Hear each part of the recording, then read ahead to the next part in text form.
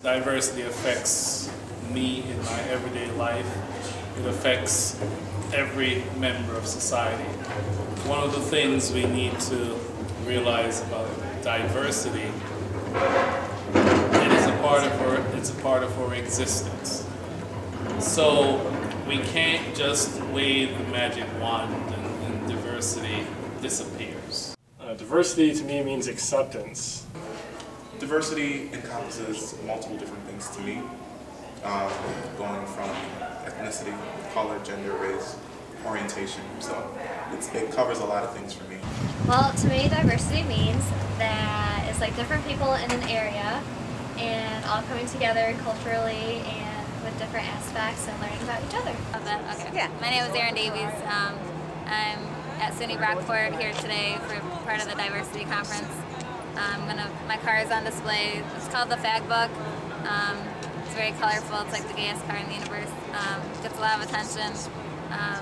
The reason the car is called that is because 5 years ago someone vandalized my car in Albany, New York and spray painted fag on my driver's side window and "You are gay" on the hood of my car because I had a rainbow sticker on the back window.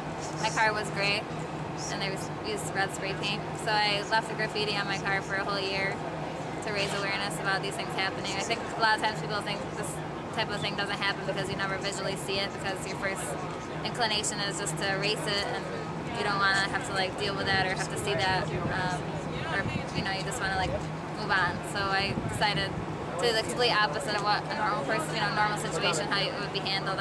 Instead of like erase it, I wanted to do everything I could do to keep it there, to show people and have a dialogue with people about what took place.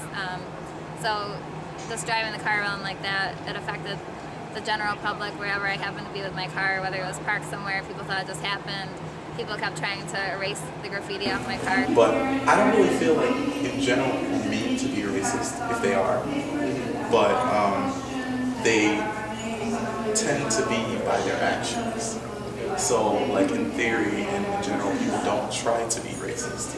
But I know, like, I've had a personal experience where I was just walking around Brockport and I've seen, it was a Saturday afternoon and there were 4 or 5 cars just driving with Confederate flags in Brockport.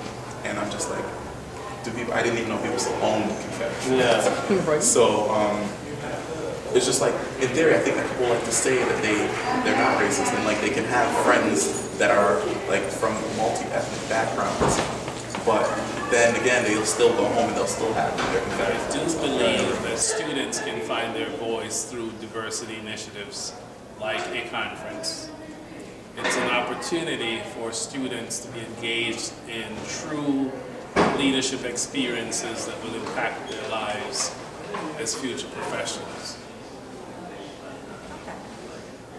I think that racism starts as the family and then works its way out towards the media and friends and everything, but it all starts with like people's views, I think, especially your parents' views, because children try hard to please their parents. Right. You may see a Jewish person out there, you may not necessarily know that that person is a Jewish person, but you may just assume that person is a white person. Jewish individuals are often marginalized, as a part of this society. So those are some of the things we have to pay attention to. We hear about things like racial profiling. It's hard to hide who you are if you're black, Hispanic, brown, Latina, etc., etc. But there are the forms of minority status for which people are marginalized. Sometimes it's because of their religious belief. You cannot look at a person and immediately determine their religious belief. But they're still marginalized because people stereotype them.